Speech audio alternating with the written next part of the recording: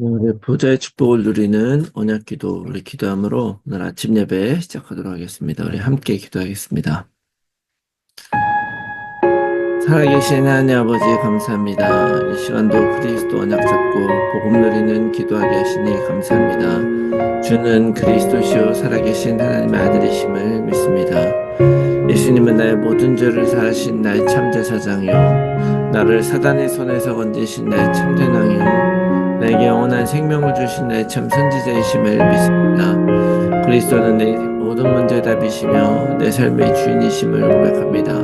지금 이 시간 기도하는 나에게 주의 성령으로 충만하게 역사하여 주옵소서. 하나님, 지금 이 시간 성삼위 하나님께서 말씀으로 내 삶 속에 성령 충만함과 우력을 더하여 주시옵소서. 말씀을 선포하시는 성부 하나님, 그 구원의 말씀을 성취하시는 성자 그리스도 예수님, 말씀으로 나와 함께 하시는 성령 하나님이 영력, 지력, 체력, 경제력, 인력으로 충만하게 하사 237 나라 5천 종족을 살리게 하옵소서. 하나님, 지금 이 시간 기도를 통하여 내 안에 7망대, 7여정, 7이정표가 세워지게 하옵소서. 오직 성령의 충만함을 입어 세상의 그 어떤 것에도 흔들리지 않게 하시고 오직 성령의 능력으로 그 어떤 사단의 시험에도 넘어지지 않게 하옵소서. 오직 성령의 인도를 받아 하나님께서 원하시는 길을 오늘도 걸어가게 하옵소서. 오늘도 언약 잡고 기도하는 우리들에게 최고의 축복을 부어주시고 축복을 볼 수 있는 영안과 믿음을 허락하여 주시옵소서. 하나님 자녀의 기도를 반드시 응답하시며 성령으로 역사하실 줄 믿습니다. 이 모든 말씀을 예수 그리스도의 이름으로 기도합니다. 아멘. 찬송가 285장 우리 함께 찬송하겠습니다. 285장입니다.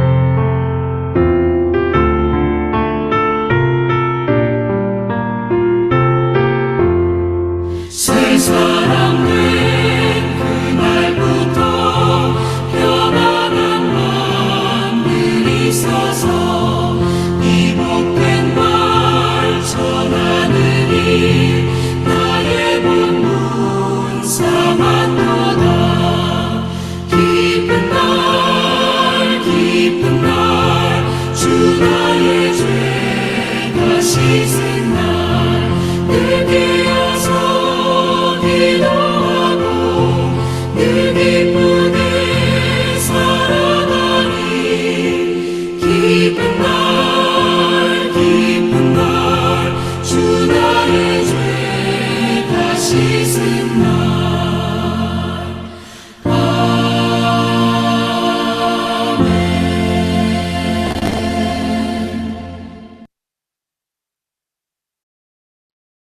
아멘. 네, 오늘 아침에 하나님께서 우리에게 주시는 말씀, 여호수아서 8장 18절에서 29절 말씀 보겠습니다.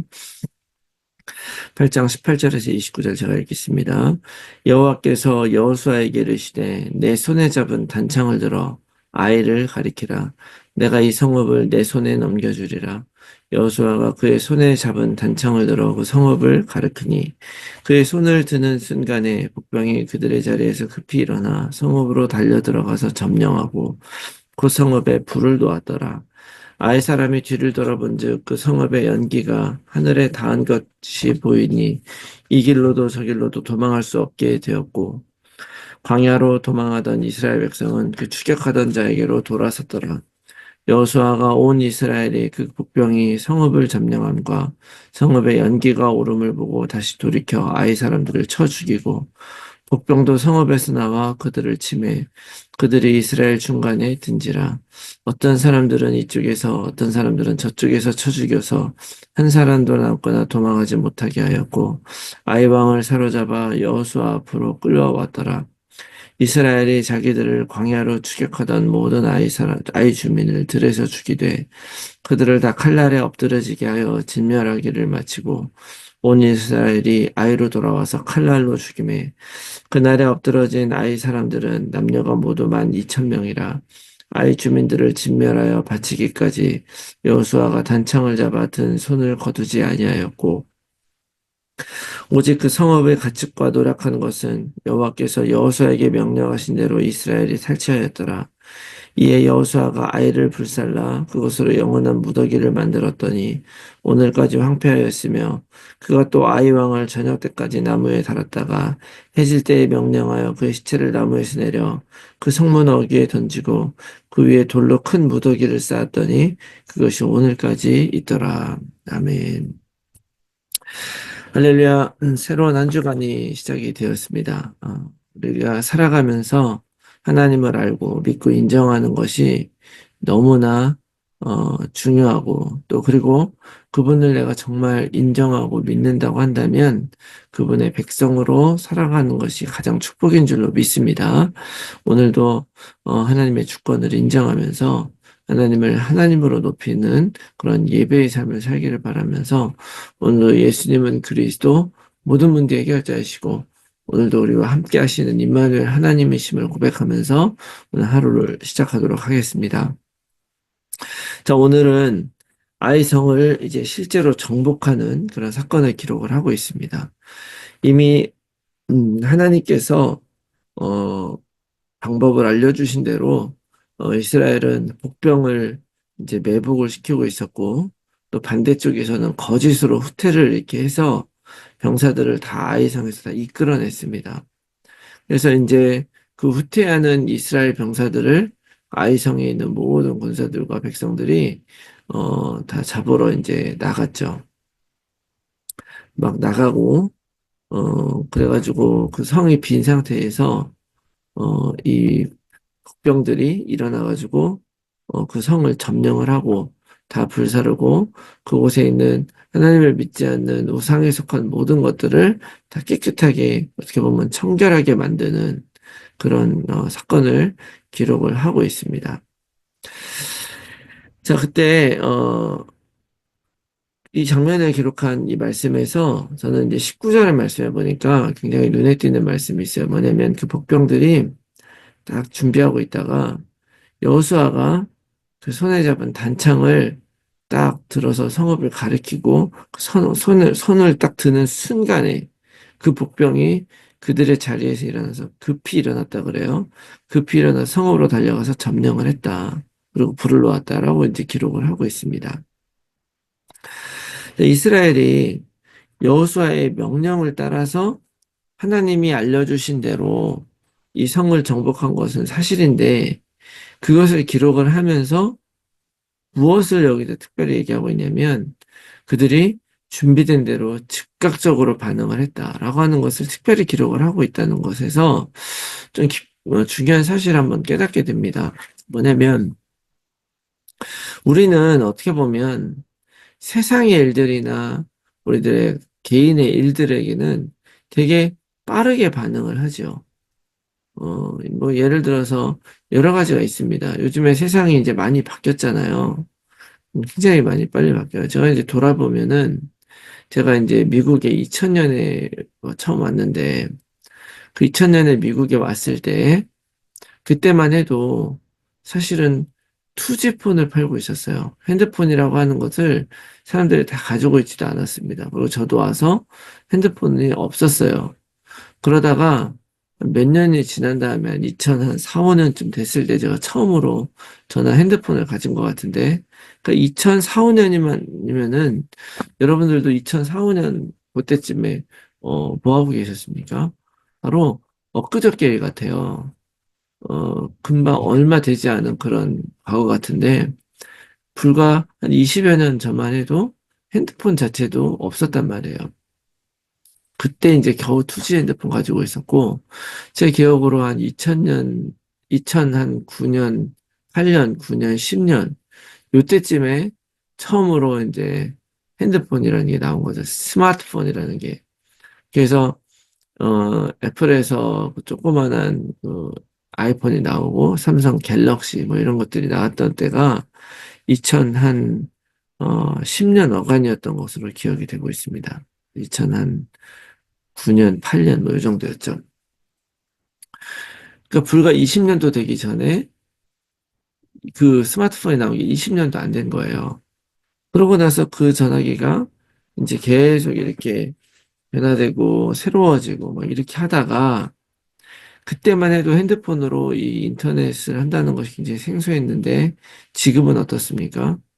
여러분들 지금의 그 진보는요, 지금까지 20년밖에 걸리지 않은 이 핸드폰 역사 이런 것들을 뛰어넘어서 이제는 AI라고 하는 것이 돼버렸잖아요. AI 시대가 돼서 이제는 어떤 내용을 그냥 내가 알아봐서 구글링하고 서치하는 것이 아니라 이제는 내 문제를 알려주면 그 문제를 해결해주는 그런 인터넷을 하고 있는 시대가 됐다는 거죠. 이렇게 시대가 빨리 변하다 보니까 어떻게 보면 우리가 어렸을 적에 배웠던 그런 사실들이 지금은 사실이 아니고 진리가 아닌 그런 시대가 돼버렸어요.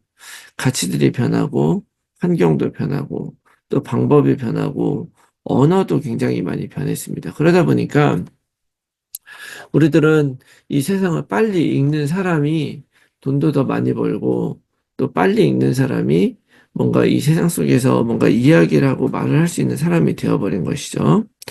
자, 그런데 제가 이제 이거 드리는 말씀은 이런 세상의 변화가 빠르고 그다음에 그 빠른 변화에 우리가 변화하는 그런 노력이 반드시 필요하겠죠. 그래서 우리들은 이게 필요하다고 생각을 하니까 굉장히 빨리빨리 받아들이려고 하고 그렇게 해요. 그리고 이런 것뿐만이 아니라 또, 내 신변에 관련된 일들은 정말 빨리빨리 처리합니다. 그리고 또 내가 사랑하는 자녀들이나 누가 무엇인가 필요하다 그러면 그런 것들은 빨리빨리 하려고 되게 노력을 하죠. 이런 거 빨리 하는 게 나쁘다는 것이 아니라 이런 거 빨리 할 수 있는데 중요한 것은요. 이런 것들을 빨리빨리 변화하는 거, 반응하는 것보다 더 중요한 것은 하나님의 말씀에 반응하는 것이 진짜 더 중요한데, 우리들은 과연 정말 내 영적인 삶과 이 모든 것들을 의미 있게 만드는 하나님의 말씀과 하나님의 뜻에는 우리가 얼마나 빠르게 반응을 하고 있느냐 하는 것이죠. 하나님은 지금도 살아계셔서 우리와 함께 하시고, 어제도 예배를 통해서 하나님을 만났잖아요. 그리고 하나님은 우리들에게 하나님의 말씀을 주시고, 우리들의 삶을 인도하고 계시는 것입니다. 그런데 하나님이 말씀을 통해서 우리들을 인도하신다 하는 것은, 하나님이 말씀을 우리에게 주셨다는 것에 의미가 있는 것이 아니고요. 잘 생각해 보면, 하나님이 그 말씀을 우리에게 주셨고, 그 다음에 그 말씀을 내가 진짜 따라서 반응하고 순종했을 때 의미가 있는 것 아니겠습니까? 말씀을 주신 것보다도 더 중요한 것이 뭐냐면, 그 말씀을 내가 어떻게 받았는가 하는 것이 더 중요하죠. 예수가 그리스도인 것이 너무 중요한데 그 예수가 그리스도인 것보다도 더 중요한 것은 뭐냐면 그 예수 그리스도 그래서 나에게 그 예수가 그리스도인 그 사실이 나에게서 어떻게 역사하는가가 더 중요한 것 아니겠습니까? 다시 말하면 제가 예전에 신학교에서 설교학이라는 것을 처음 배울 때 그 교수님이 그런 이야기를 했었어요. 설교는 무엇이냐라는 걸 물어보면서 과연 목사의 입에서 나온 말이 설교냐 아니면 그 목사 입에서 나온 말이 그 상대방에게 전달되어져서 그 사람 안으로 들어가서 이해되어진 것이 설교냐 뭐 이런 얘기를 질문한 적이 있죠. 우리도 이거 생각해야 돼요. 예배라는 것도 주일에 예배를 드리는 자리에 내가 가 있는, 그 말하자면 예배가, 진행되어지는 형식과 찬양과 있는 그런 자리에서 하는 그것이 예배냐, 아니면 그 예배에 참여하는 우리가 정말 하나님께 마음을 드리고 말씀을 받는 그것이 예배냐.